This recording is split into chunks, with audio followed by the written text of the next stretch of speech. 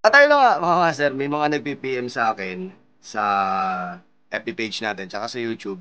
Saan daw ba yung mga ano, marami pa silang hindi alam na bike shop dito sa NCR lang, sa NCR lang, na mapagkakatiwalaan kasi hindi nila alam kung saan sila tatakbo kapag kailangan nila ng pyesa o kailangan nila magpagawa. Alam mo kasi bawat ano, bawat bike shop may kanya-kanyang mga specialty na binibenta. So ngayon, sa mga nagtatanong, 'to sasagutin ko na kayo para isang isang sagutan na lang tayo. Ang mga bike shop na karaniwan kong pinupuntahan talaga, una-una kapagka ako nagpapagawa ako, ever since, simula nung naging ano natin sila, nakasama natin sila, dun na ako nagpapagawa. Bakit? Kasi yung mekaniko dun, talagang mahusay.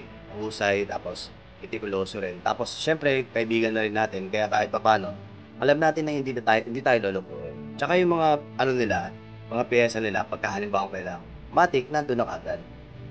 Kapagka nagpapagawa ako, tatakbo lang ako sa Roosevelt Bicycle Center.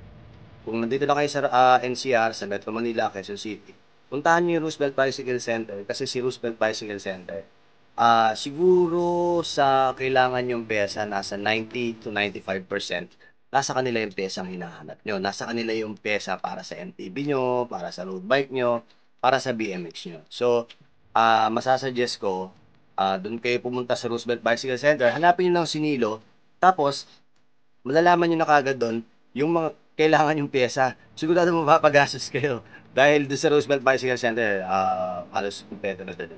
Okey? Tapos pagdating naman sa ano, nagtatanong sila sa mga MTB naman na special MTB naman daw, ang kailangan nila yung tipong durable, tapos wala naman kayong specific na brand na kailangan. Ako sa akin, ang matagal ko na kasing ginagamit at nasubukan ko na. Ako kasi hindi ako nagsa-suggest ng hindi ko nasubukan kasi ayoko rin mapahiya. So ako ang ginagamit ko mga nagamit ko sa kanila, yung stem nila na carbon, tapos yung, seat post nila na carbon, yung handlebar nila na back sweep na carbon na talaga namang napakakapal. Susunod papakita ko sa inyo 'yan. Tapos ngayon, yung gamit ko ngayon, yung gamit natin sa touring, si Pops Pro 3 na hub.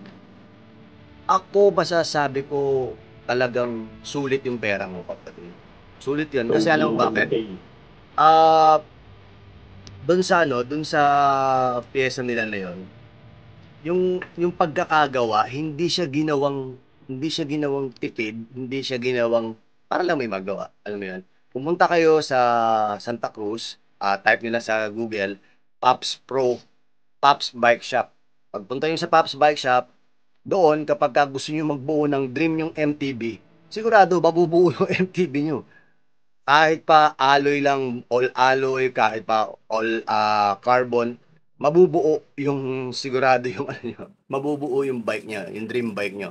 Kung meron kayo nasa isip, sigurado si Pops Bike Shop gagawin yan. PM nyo lang si Pops Bike Shop tsaka si Pops Andres nandyan, isasama ko sa description para at least makita nyo yung mga pyesa nila na meron sila. Okay? Nag-shipping din sila para hindi kayo maabala kahit sa ang parte ng Pilipinas mapapadalan kayo. Okay? Ngayon, pagdating naman sa discipline ko, yung discipline ko kasi is touring, di ba? Alam niyo naman yun. Traveler ako. Kami ng Papa Jack and Friends.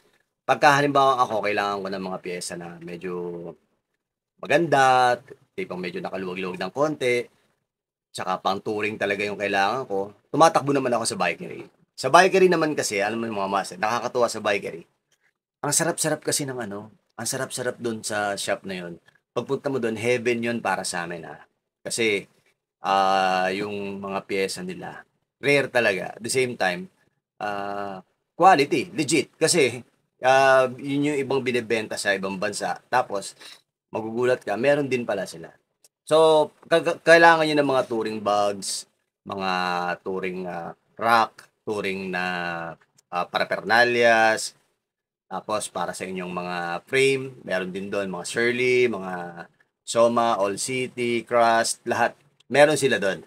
So kung gusto niyo ng gano'n, mag-PM lang kayo sa Bikery, Bicycle Lifestyle.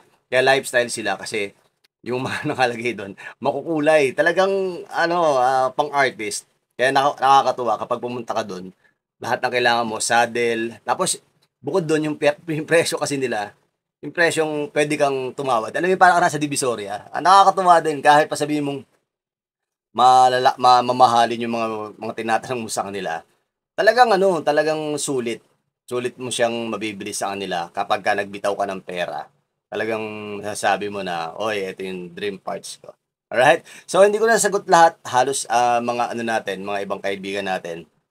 Ano lang kayo diyan, sa tatlong shop na sinabi ko, puwede niyo silang dalawin, puwede niyo silang puntahan para kahit papaano, eh, sigurado kayo. Sigurado kayo sa inyong pupuntahan. Alright? Maraming salamat. Ako po si Papa Jack.